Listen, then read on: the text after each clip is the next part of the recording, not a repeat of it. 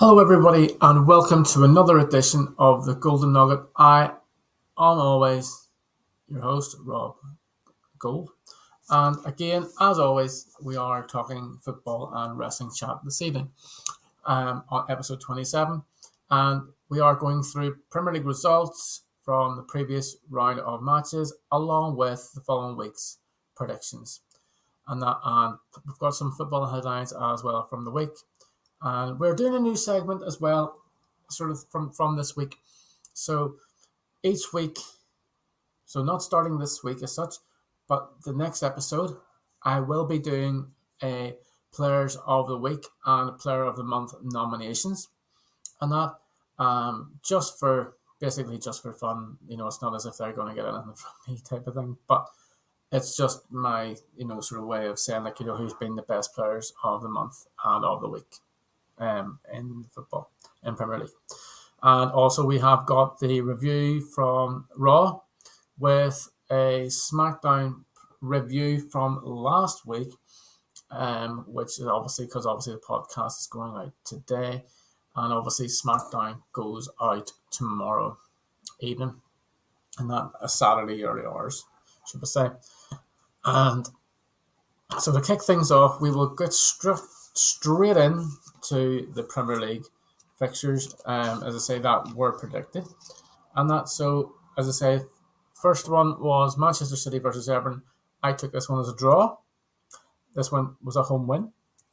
Then we had Fulham versus Bournemouth, which again was a home win, which I predicted as well. Liverpool versus Burnley, I predicted a home win, which it turned out to be. Then Luton against Sheffield United, I predicted this one a home win, but Sheffield United shockingly actually won away from home. And then we had Spurs versus Brighton, which I predicted a home win, which it was just about. Spurs again needed more time added on in that match to win that game. Then Wolves versus Brentford, I took this one as a draw, but Brentford actually got the win. Then Nottingham Forest against Newcastle, I put it down as an away win, which Newcastle won. Then West Ham versus Arsenal, I had this one as a draw, but little did I know how poorly West Ham were going to play. They got absolutely smashed at home by Arsenal. Absolutely smashed. And then Aston Villa versus Manchester United, I took this one for a home win, but Manchester United actually got the away win and got the 3 points. And Crystal Palace against Chelsea, I took this one for a draw, but it finished an away win to Chelsea. And that does conclude your football results and for that week. Now we will do a live, as is always, predictions for the coming week and football matches. So obviously, you've got matches starting this week from the Saturday, Saturday the 17th. So I'm going to be writing them down as we speak. So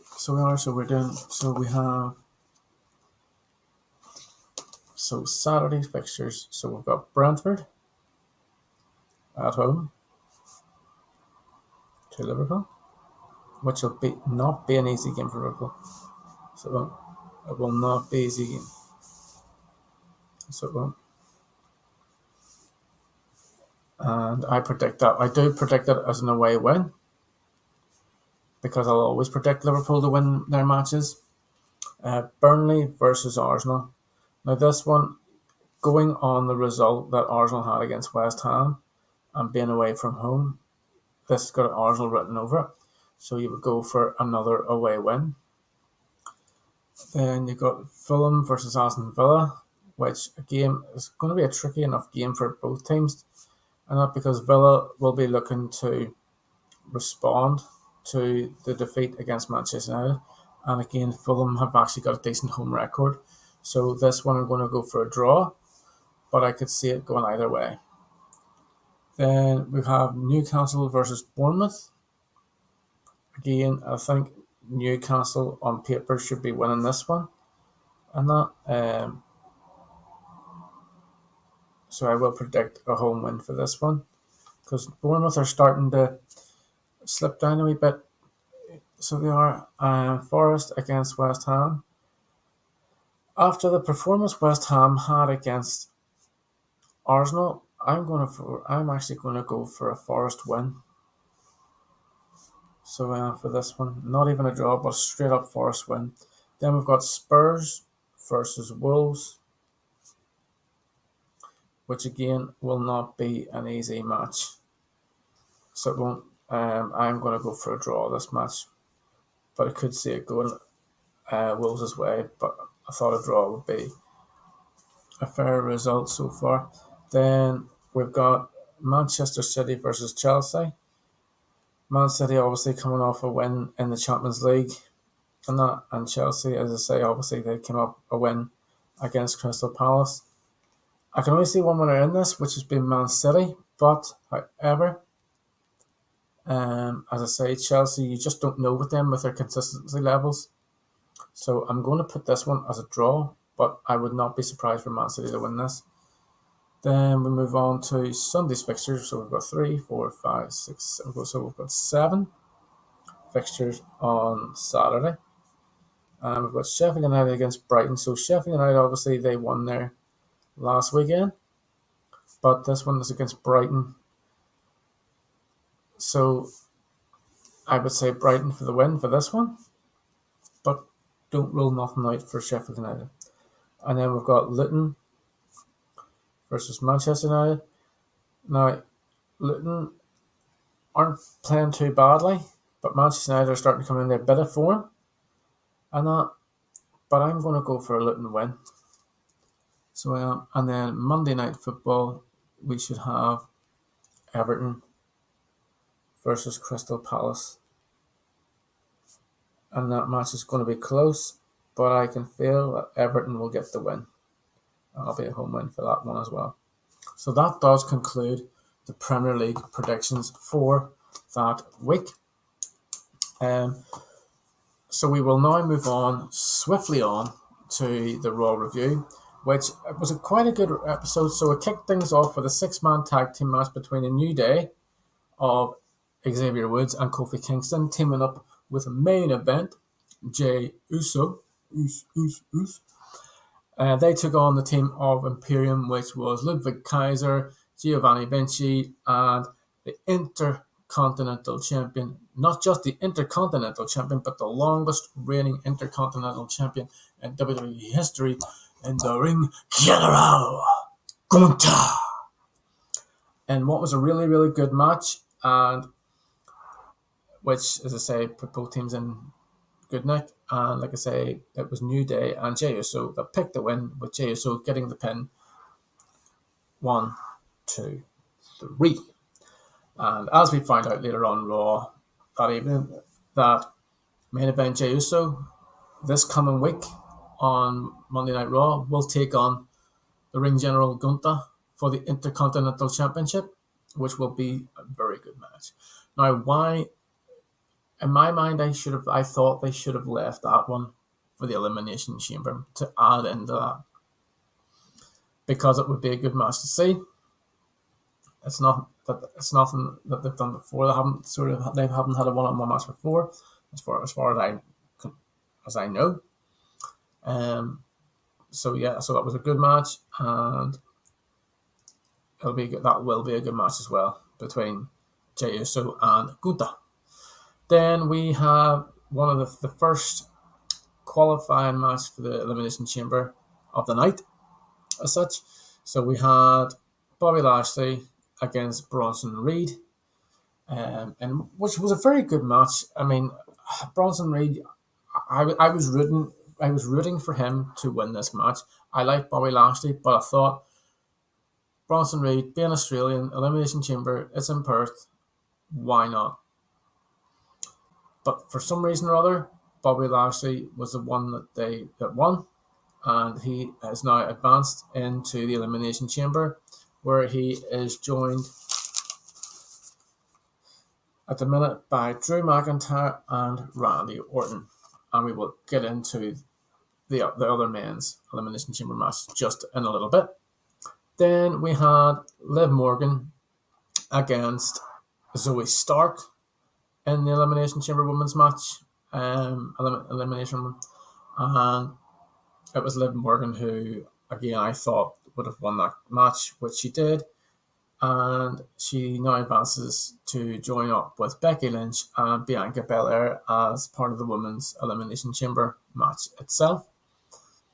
Then we move on to a promo that was cut by Seth Rollins. Sorry, Cody Rhodes came out first, basically cut a promo saying, how about, as I say, obviously coming up to WrestleMania, his decision about taking on Roman Reigns for the undisputed WWE Universal Championship.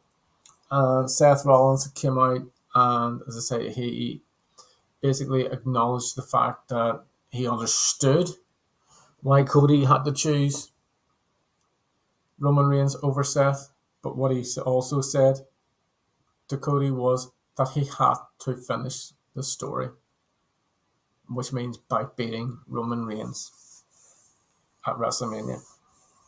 But on that promo, I thought it was a hell of a promo. The fact that they were able to rib The Rock in that as well was very good. If you haven't seen it, check it out. It's really funny. And that, as I say, obviously on the Raw highlights, it'll be on there, not a problem. And then we had LA Knight, versus Ivar for a spot in the Elimination Chamber match. Again, in my mind, it was always going to be LA Knight was going to pick up the victory in this match, because of how big a push he's been getting. The fact that, why not have LA Knight in this Elimination Chamber match itself, and you put him up against Ivar, who has been in good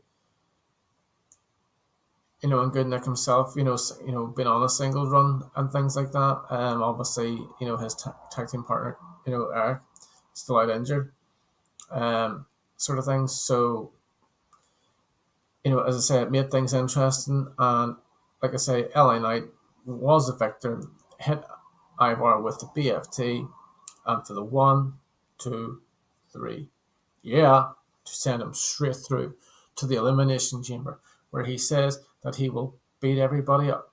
He will win, and he will go on to WrestleMania to take on Seth freaking Rollins. And then to finish, and then we also had JD McDonough against R-Truth as well, which JD McDonough beat R-Truth in. And then we also had a promo by Becky Lynch, who came out, as I say, obviously, she's obviously going to be in the Elimination Chamber match as well because she won last week. And then she basically said that, she can't wait to win the Elimination Chamber to go on to WrestleMania to face, Rhea Ripley, she says. Then Nia Jax came out and says, well, wait a minute, why not me? Because I'm the one that's going to beat Rhea Ripley for the title, blah, blah, blah. Then Rhea Ripley came out, had a bit of a beatdown with Nia Jax, but Nia Jax threw both of them off, both Becky and Rhea. And, so you can see still a lot of tension there between the two of them, and now between the three of them. So to make things interesting. And then you had the main event of the evening, which was between Shinsuke Nakamura and Sami Zayn, in which was a decent match until Drew McIntyre decided to show up and distract Sami Zayn. Then Shinsuke Nakamura hit him on the back of the leg with a drop to the back of the knee, and hit him with the Kinshasa, and for the 1, 2, 3. And that did conclude your Raw, and it does conclude your Raw review. We then go on to SmackDown from the previous week, which was obviously the 9th of February. And for those who, as I say, what I have been doing recently is by doing live streams of both Raw and SmackDown recently, and that on Twitch. Basically to just get some, some general chit chat, while I'm doing it, and things like that, with people who are watching it live. Because, not everyone watches it live, because sometimes, they're like, oh, do you know what, I'll just watch it in the morning on the highlights, it'll pop up tomorrow somewhere, do you know what I mean? So people aren't really, tuning in too much to watch them. But when it comes to like the big events, like the premium live events and things like that, they'll watch them, most of the time, while they're live. Now, unfortunately, I will not be able to watch the premium live event, which is this month, as I say, Elimination Chamber live, because of work commitments. But, however, after those work commitments, I will then get back home, watch it, and see what I thought about it. Obviously, the matches and stuff. Looking forward to obviously the women's Elimination Chamber match and the women's match itself for the World Championship between between Rhea Ripley and Nia Jax. And then obviously the men's Elimination Chamber match, which still hasn't been concluded. We have still 2 matches left for that as well to determine who is going to join Drew McIntyre, Randy Orton, Bobby Lashley, and LA Knight in that Elimination Chamber. So we know for next week on for this week on SmackDown, should I say, we've got Kevin Owens versus Dominic Mysterio, and we've got The Miz versus Logan Paul, and they are both 2 Elimination Chamber qualifying matches. Also, as a preview on SmackDown for this coming week, it was supposed to be Shotzi, but she's picked up a bit of an injury, and that, and as I say, it has been announced that there was a replacement for her, and she was facing Tiffany Stratton, and then you had the other Elimination Chamber qualifying match was Naomi versus Zelina Vega for a spot in the Elimination Chamber to join Becky Lynch, Bianca Belair, and Liv Morgan, with only 1 spot remaining, which will make it interesting because after SmackDown this week, we will find out the conclusion to who will join Randy Orton, Drew McIntyre, Bobby Lashley, and LA Knight, in the Elimination Chamber match. But folks, as I say, I will be doing a preview of that episode of SmackDown, the review of SmackDown, where we kicked off with Triple H coming out, talking about the promo that happened between, obviously at the WrestleMania kind of, sort of promo type of thing that they were doing for it. Basically where they had a few of them down, had Seth Rollins, you had Roman Reigns involved, you had The Rock, Cody, and things were just getting a bit spicy, which is what you like to see in these types of situations. And for me, watching it was really good. I really enjoyed the actual, seeing that and seeing the fans react and things like that and stuff. And it was one of the most watched segments, especially for that type of an event where yes, it's going to be streamed all around the world, but it's like one of those things where it was one of the most watched parts of it, because what had happened in it was obviously, so Seth Rollins came out and that, to stand ovation. Then Roman Reigns had came out, and then The Rock came out, and then as Cody came out, but not with his music, he just came out and he said, "Look, I'm the only one who can actually choose who I want to face at WrestleMania," and that's where he chose Roman Reigns. So we know Roman Reigns is going to take on Cody Rhodes for the undisputed WWE Universal Championship, but we just don't know when it's going to be. As in, we know it's at WrestleMania, but is it going to be night 1 or night 2? We have the rumored potential match of a tag team match between Cody Rhodes and Seth Rollins against Roman Reigns and The Rock, because it looks as if The Rock and Roman Reigns are siding with each other at the moment. And that, so we don't know official. Nothing has been made official yet, but we know that The Rock and Roman Reigns are going to be on this week's episode of SmackDown. So folks, tune in for that one. I will be doing a live stream of that on Twitch this Friday, and if you want to check out that stream with me, my Twitter handle is @GouldenOnerobgould, and that on Twitch. I will be streaming from around about 12:30, between 12:30 and 1:45, to do a quick preview of what's going to happen on SmackDown, and that. But then we have obviously you had AJ Styles against Drew McIntyre. Drew McIntyre picked up the win for the Elimination Chamber qualifier. Randy Orton again against Sami Zayn picked up a win against Sami Zayn for the qualifier. And British Strong Style, who I've named in British Strong Style, won their match against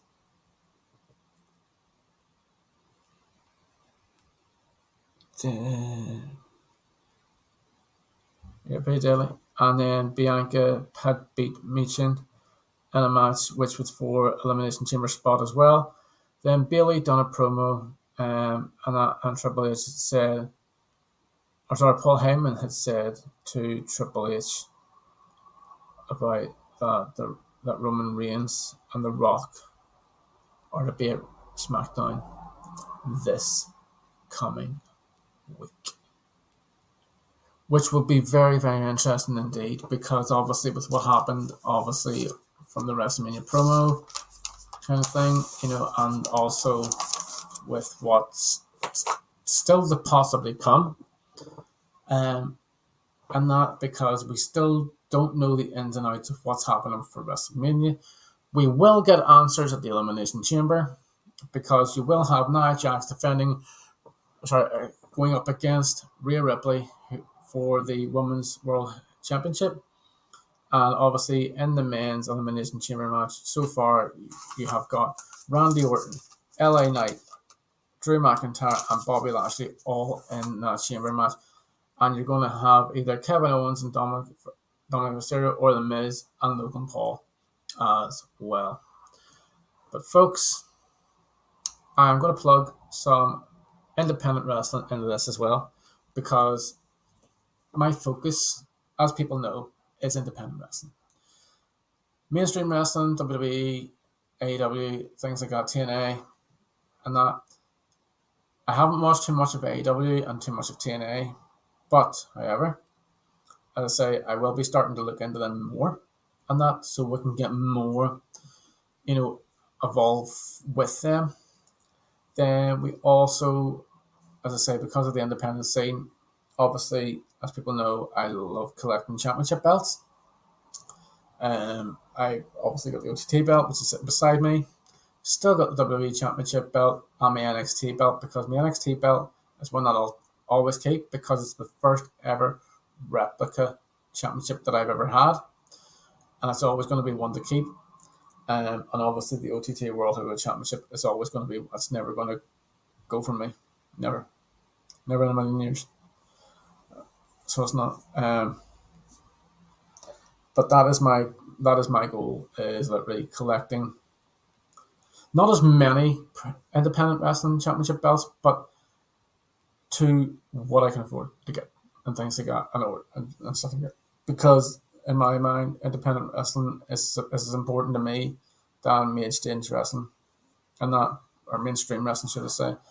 Because yes, I grew up with mainstream wrestling and things like that, with WWE, WCW, TNA, and things like that. But being in that kind of like, in that frame of mind where you're just concentrating on the likes of the big companies type of thing, that's not a good mindset to have, in a sense, because it's taken away from those who, who are training hard, who are working hard on the independent scene to build the scene, and that to what it is and what it could be and what it could lead to. And the Irish wrestling scene in general has been on fire for the past, basically since, in a sense, since COVID has kind of like, passed as such. I mean, it's gonna always be there, but you just have to live with it now. Do you know what I mean? But when it comes to the independent scene and things like that, what's good about it for me is the fact that, like, as I was talking to on another podcast about this as well, being with like-minded people, seeing and talking to even the wrestlers after shows or even at intermissions and things like that, becoming closer with them by getting to see them each time that they're there, getting a photo, getting a t-shirt or a pic, or something from them, and helping them, because I always feel that we should be helping, as many independent wrestlers and things like that as we can, whether it's promoting them through Twitter, through any other social media that they have, whether it's getting their merchandise when they're at shows, you know, just anything to kind of help them out is a big step for them, and it's a big push for them as well, because if people know that they can get the love and support from people like myself and others who go to these shows and show the support and love for them, and whether it's there's myself, for example, like I would go out of my way to make things, whether it's for them, for me, whatever. Like, and I'll show you a prime example of this. So this armband with the logo is the draw. So the draw is a grip on OTT, which has got Sammy D, Charlie Sterling, Adam Sexy Flexy Maxted, Be Cool, and the Kingslayer himself, Jay.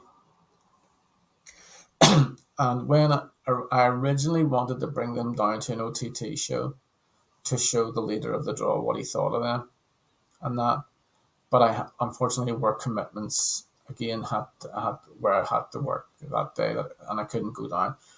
But whenever I went and took a trip to Hard Knocks show, which Jay was on, and I showed Jay to them and to see what he thought, and his immediate reaction, just him seeing them as he had arrived, upstairs type of thing before getting changed, was like, "Where did you get that?" It's like, "I'm so wearing that tonight," type of thing. And he was true to his word. He wore the armband on during his match that night, and I took loads of pictures with it, because to me, it was a proud moment for me myself, because, like, I mean, yes, we got the image and stuff and got it done online and things like that, but it's going that extra step of like creating something that you think might come in useful, potentially. But again, as I say, did I think it was going to be helpful? Did I think it was going to be used in a way that it would be seen more so? A wee bit, but I'm not. I'm not disappointed at the fact that I got it, because whenever I showed these to a couple of people who go to TT shows and who, like myself, love the draw, they were like, "Where did you get that armband on?" I was like, "Have you got any more?" I was like, "I want one." I was like, "Yeah." So like I said, I had about 10 of these made. 5 of them, like I said, I give one to Jay, and I gave Jay the rest to give to the other members of the group if they wanted to go to wear them and things like that. But I've always kept my one. And I say a couple of other fellas and stuff like that, who like to draw myself, have got one as well, too. And also, folks, I just want to, while I'm still plugging things to it, so myself, I do have merchandise available. I also have new T-shirts that are being made as well, but they're going to be made as a pre-order. So if you're interested in those designs, they are available to pre-order through my Big Cartel page and stuff. And if you really want the Big Cartel page, I can leave that on a link as well. And if you do have my socials and things like that, they're available on it. Or if you want to DM me, and we can sort something out for that as well. So yes, so as I say, I will plug my Facebook, Rob Gould, as everyone knows by now. Twitter, same. Twitter/X, the same, Rob Gould. Obviously, I'm on Instagram, Rob Gould, things like that as well. TikTok, Robert the Great with 2 8s. And if anyone wants to email in anything whether it's regard to the podcast, regards to anything that I'm talking about or anything like that there, if there's anyone that you would like me to try and get on if possible as well, as maybe a guest, and things like that, do drop me a message as well, because the more the merrier for me, to be quite honest, because obviously I'm doing this podcast, my own podcast as such.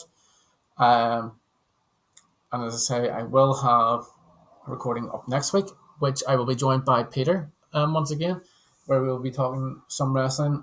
So whenever we talk wrestling with Peter type of thing, usually we go either old school or ECW and things like that. But again, as I say, it's open to those who want to drop a message in. If there is anything that they would like to ask or talk about, and that, let me know. I'm free to talk about anything on these podcasts as well, type of thing. So because it's my own podcast, I can talk about whatever I want. Basically, but I normally my normal general chat is football and wrestling chat type of thing and that. But if there's anyone that wants to ask anything else, and that, please do, and I will, as I say, go into detail as well on that too. So yes, folks, that is going to do it for this evening. I have been Rob Gould, the Golden One. And if there's one thing that you don't do that you should be doing, and that is to always acknowledge me.